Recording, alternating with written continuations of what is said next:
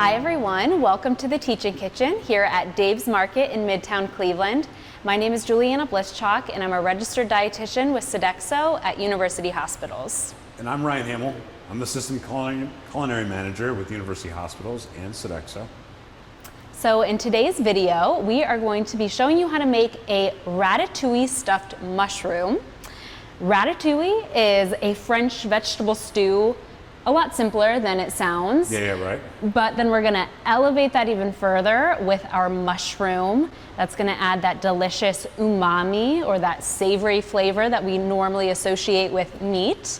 And I'm gonna dive a little bit into the nutritional content of mushrooms today. But before I get ahead of myself, why don't we go ahead and get started with the video? Yeah, absolutely. We're gonna do a couple different techniques today. And I chose Ratatouille, not only because it's my favorite Disney movie of all time, but also because it's a great end of summer dish. We've got zucchini and squash kind of coming out. We're trying to figure out what to do. I know my father-in-law's got a ton of zucchini in his garden and he just keeps giving it away. This is a great way to use some of those things up.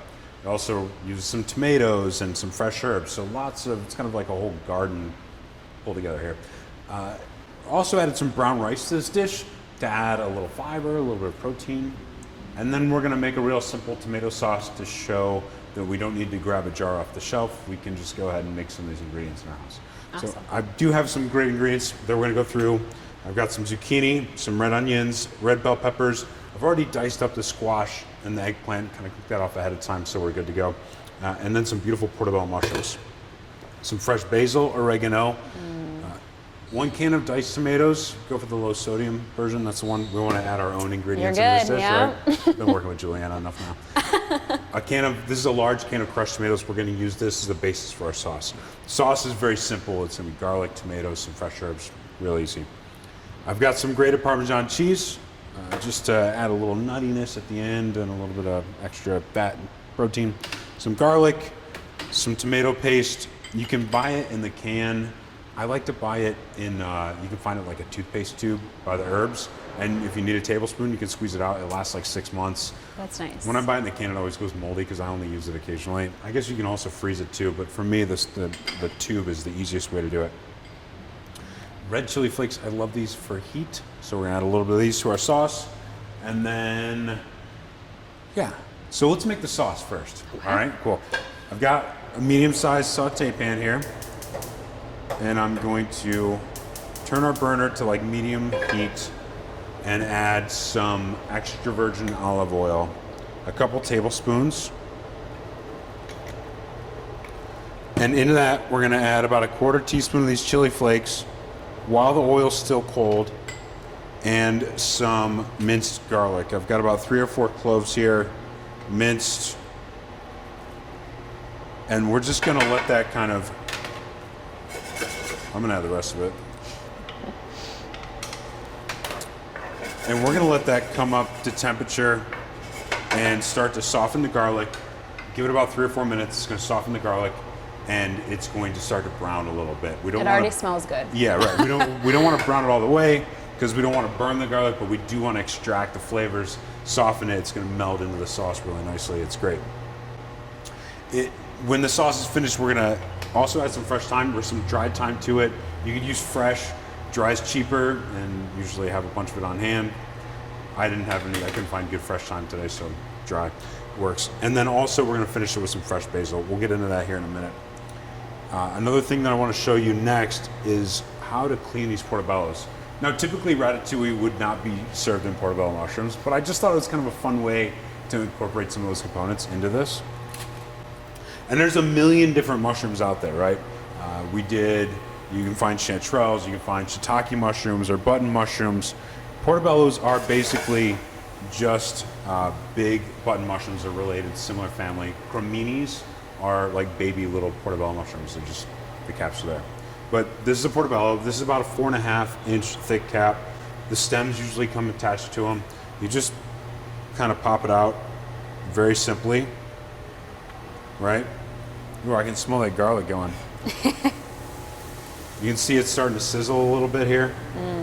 We're gonna let that go for just a couple minutes. I'm gonna turn the heat down. Now with these mushrooms, we're just gonna scrape the gills out. real simply with a spoon. I'm using a plastic spoon here. Honestly, I like using a plastic spoon because it's a little bit more forgiving, but a metal spoon works fine. In culinary school, we were taught to use a paring knife, and I thought that was a terrible method because I always cut the sides out. Yeah. But real simple, just pop the stem out because it's like really woody, it's not good, and then scrape the gills out. And I've done that ahead of time with 4 of them, and then roasted them with a little bit of salt, pepper, extra virgin olive oil. They're still nice and like, they're not too tender. They went in the 425 degree oven for like 5 to 7 minutes just to kind of soften them up a little bit, okay? So now you can see the garlic is starting to get a little bit golden. It smells great. And our crushed tomatoes are gonna go in the pan. And then just stir all this together. The heat's gonna come up a little bit because we wanna bring this to a boil and then cook it down for a minute. And this is gonna take 5-6 minutes. Dry time can go in right now. And then we're gonna add some fresh basil. So I've got some leaves here, I don't know, 6, 8, 10, whatever you feel like adding. And then we're gonna roll them up. And it creates this, little satchel or whatever, And then we're gonna do what's called a chiffonade. And we're gonna cut thin strips, very gently, across the leaf, little ribbons. And I'm pushing forward and down at the same time with the knife so that it doesn't bruise the basil. It's very, very fragile. And you can see, oh my God, that smells incredible. And you can see these nice thin ribbons are bright green still, full of flavor. All the oil stay in there. Ooh. So our sauce here, give it a good stir.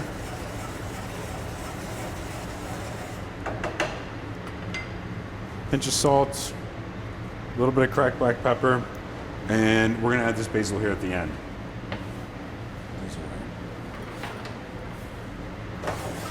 I'm gonna slide this over, and we're gonna let that cook for a few minutes on low. And all those flavors are gonna concentrate and come together. While that's cooking, we wanna start our ratatouille. Now I've got eggplant, zucchini, and yellow squash.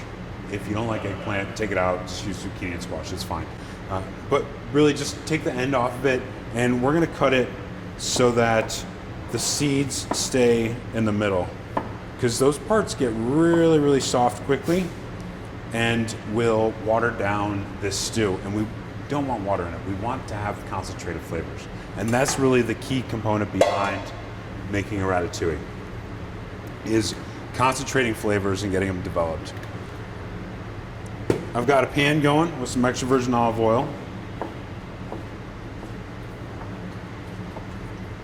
And we're just gonna dice this zucchini. Same thing with the squash and the eggplant. About 1/4 inch by 1/4 inch. Cut it into planks. Cut the planks into sticks. Cut the sticks into cubes. Real simple. It's good to know about the seeds because I wouldn't have thought about that. Yeah. But it makes perfect sense that it would change the texture, make it more watery.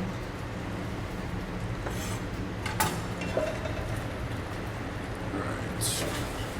My sauce here is going bonkers. Let me turn the heat down. I like to put like a screen on top of this when I'm doing it at home. Yeah. Here, I'll just have a lantern to clean it all up. It'll be fine.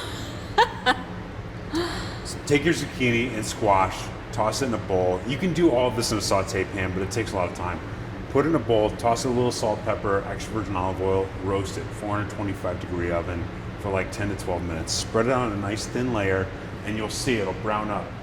Now you can see I've done the eggplant ahead of time, nice and golden brown. And same thing with the squash and the zucchini. I would eat it just like that. Yeah, right. It's terrific, right? So real simple, and this is going to save you a lot of time on the back end. Plus the flavors are already concentrated, right? So I'm going to slide this over here, and we're going to dice this pepper and onion and get them going in the saute pan to start the ratatouille. I've got a red bell pepper here. I'm going to show you my way for cutting bell peppers. I like to lie it on its side, cut the top straight down about a 1/4 inch down, and it cuts this ring out, right? We'll set that aside. And then I do the same thing on the bottom. And now we have a flat working surface. And I like to cut just the side. And then I'll cut along the ribs and kind of unroll it. And now I have like these perfect little like squares that I can cut. And I'm not sitting there like peeling out ribs and popping and banging. No, that's a good party trick. I like that. Yeah, I threw it out the core, but it was just all the seeds are in the garbage now. We're just gonna take these and dice them. Same size. Everything's gonna be the same size, and it's gonna cook nice and evenly in the pan. It all looks pretty. It's really visually appealing, right? And we have lots of different colors going in here too. And I think that's probably one of the things that I enjoy most about this dish is that it does come out really pretty in the end. So we've got our peppers. Peppers are gonna go in a saute pan that we've got with a little bit extra virgin olive oil. Medium flame.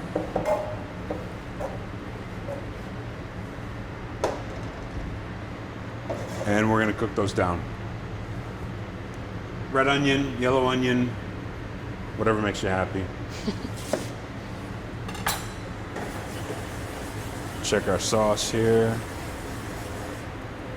We're gonna cut it in half to the root end. I'm leaving the root end on. I know that I've cut onion. I'm sure everyone's seen it done. This is my way of doing it. We're leaving the root end on, and then we're going to make some lateral slats in it. 1, 2, and we're really kind of like sawing the knife through it. And I didn't cut all the way through. I left a pretty good chunk there. That's gonna hold it all together for us. Now, we cut straight down.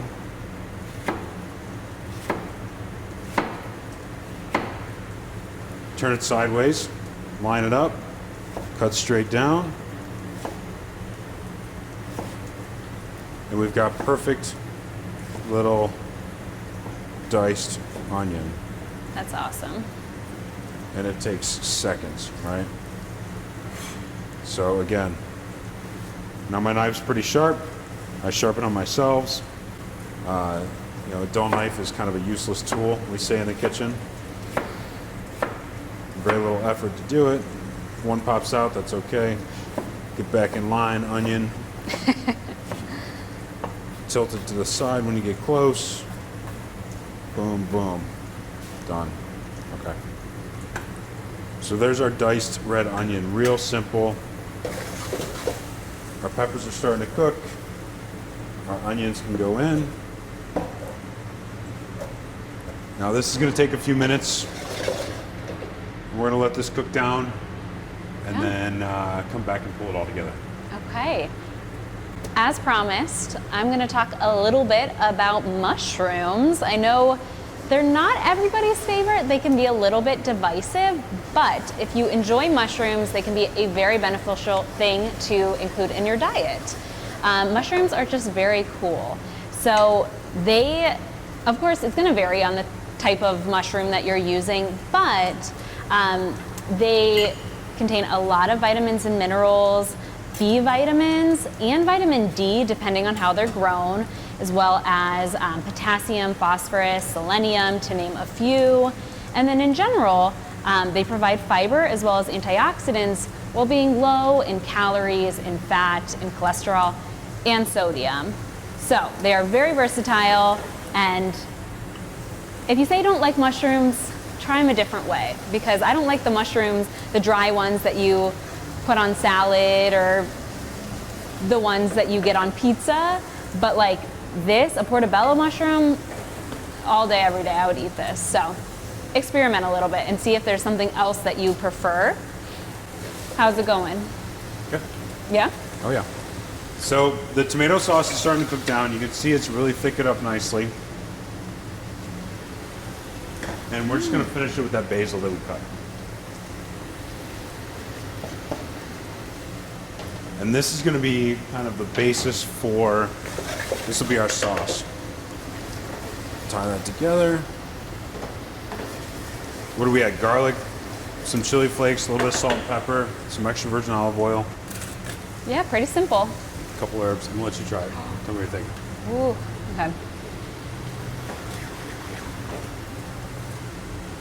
All right. It's literally so good. Yeah, it's so easy I too, would eat right? that as a soup. Right, spaghetti sauce.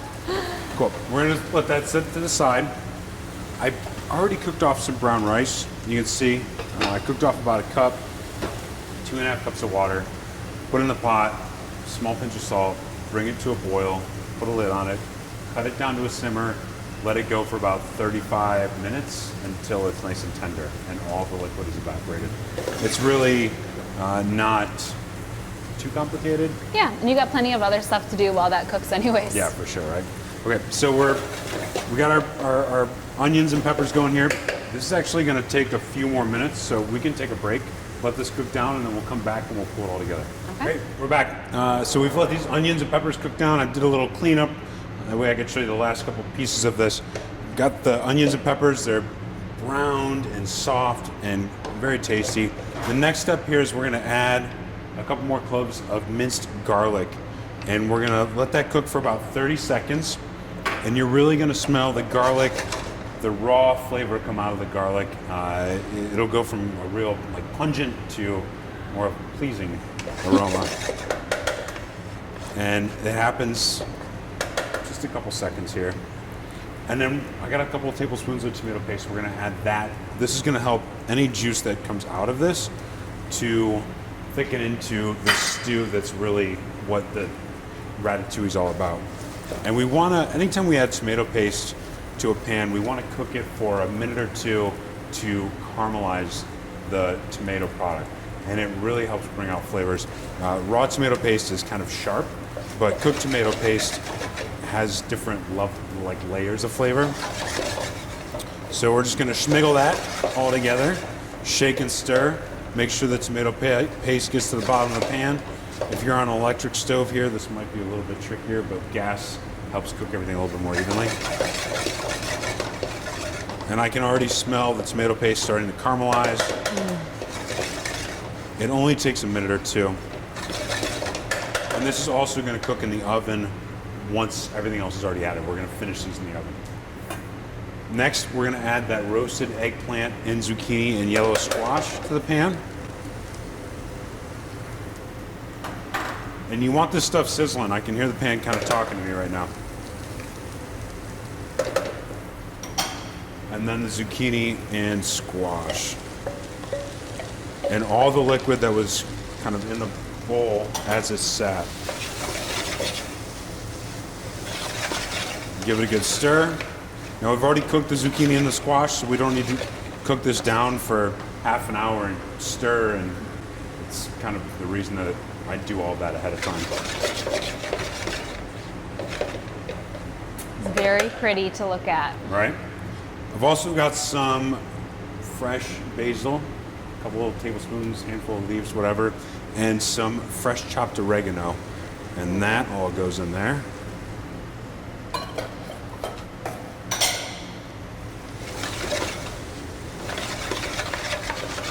Give it a good stir. We'll check seasoning to make sure that we're on point here. We've been seasoning the whole way, so we probably don't need a lot. Wow. Just a little bit. And then now we're going to, and I know this is, diced tomatoes. Canned diced tomatoes. I drained off the liquid because I don't want too much water in there.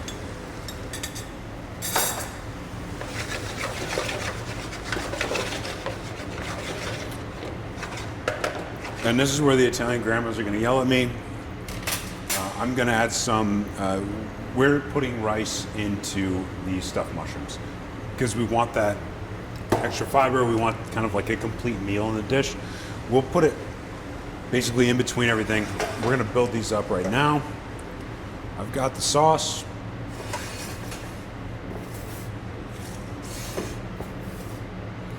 And we're gonna put some of that right on the bottom. The sauce is terrific. It's seasoned, it's been cooked down, it's concentrated. This was just 1 can of crushed tomatoes, the garlic, some fresh basil, some dried thyme, some chili flakes, a little salt, pepper, extra virgin olive oil. Now we're gonna take our mushrooms and we're gonna put these in our pan right on top of there.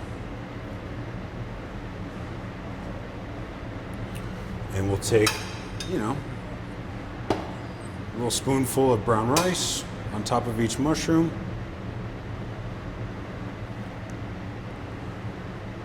Get the kids in the kitchen to help out with this part. You can measure it all out. I kind of go by heart. And then our ratatouille comes to play. Whatever leftover rice you have, you can save, you can reheat it later, make it a fried rice, or put it in a salad, whatever. So then this is our ratatouille once it's all done, right? Look at the colors in there, green and orange and yellow, looks great. And we're just gonna put some right on top here. Wow. You know, a good spoonful, a scoop, some falls in the sauce, it's not the end of the world. You could also stuff peppers here. That's a good idea. If you wanted to add more protein in here, you could get chicken. Pine nuts would be fun. Pistachios, almonds, walnuts, whatever. Again, you're the chef in the kitchen. Make it up however you want to. And then to finish it all off, we're gonna sprinkle some Parmesan cheese on top. This is the only dairy or animal product in the dish at all. So if you're vegan or if you're dairy free, you want to skip this step, that's fine.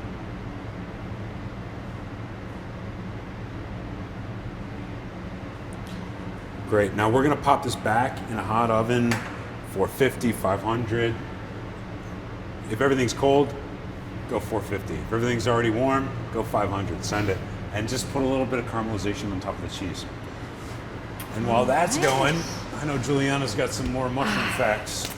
Yeah, I can't leave you with just that. I gotta give you a few more facts. So technically, they are a fungus, they are not a vegetable, and something that adds to their uniqueness is the amino acids that they contain.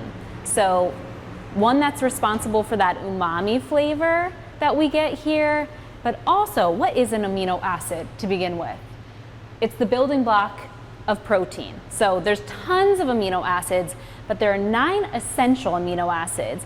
Those are ones that the body needs but can't produce on its own. So we need to get those from the foods that we eat. Meat, for example, is an easy go-to. That's something that's going to contain all 9 essential amino acids. But mushrooms are a plant-based source of all 9 essential amino acids, which is kind of cool. That being said, keep in mind this is not nutritionally equivalent to meat. As you said earlier, if you want extra protein, consider different ways. Maybe this would be the side, and then you'd add something, or this is the app or something. But keep that in mind. A portobello mushroom, about 100 grams of a portobello mushroom contains 3 grams of protein versus 100 grams of chicken, about 23 grams. So that's kind of what we're looking at. Just know that. It's still an awesome thing to include in your diet if you're trying to cut back on meat or do less animal products. And then really just as far as when you're buying mushrooms, I wanted to say typically, and you can correct me if I'm wrong, keep them in the refrigerator. Like any produce, do not wash it until you're ready to use it. It's going to deteriorate quicker if you wash it ahead of time. But yeah. Yeah, mushrooms are mostly water as is.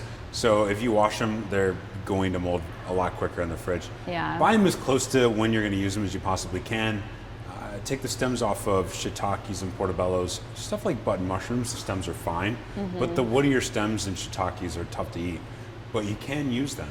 And you can dry them out in a low temperature oven or a food dehydrator overnight, and then grind them up in like a coffee grinder, and you can make dust out of them, and it's a really concentrated like mushroom dust. Chefs use it all over the place to like, Really? yeah, dredge scallops. You can also add it to, you can dehydrate them and then add them to tea and make a mushroom tea, Ooh, which is really fun use for that. That's very cool. Yeah, Yeah. super cool. Reduce, recycle, reuse. Yeah, right, the whole thing.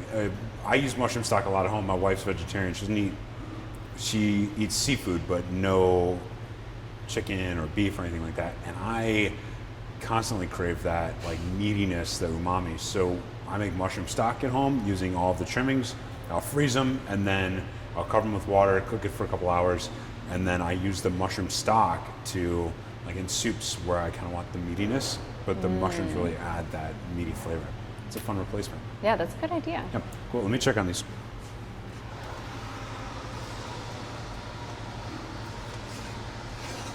All right. So the Parmesan cheese has melted and browned up a little bit, and you can see like that red. Oh my gosh, it smells great. It smells like a pizza. It really does. Right? So we're just going to take one of these. We're going to put a little more sauce in the bottom of this plate here.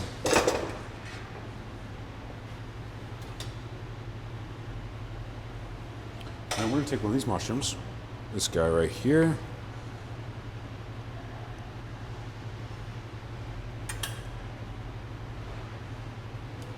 And, you know, tear a little basil right on top to kind of finish it off. And I think this is a fun way to use up some of that late summer produce if you've been growing a garden, or find the deals on the zucchini and the squash in the grocery store while they're still in season, and a fun way to bring mushrooms into your diet if you're not familiar with them or if you don't like to eat them as it is. So that's our ratatouille and brown rice stuffed mushroom. Yeah. Thanks so much for watching. We hope you'll try it. Thank you.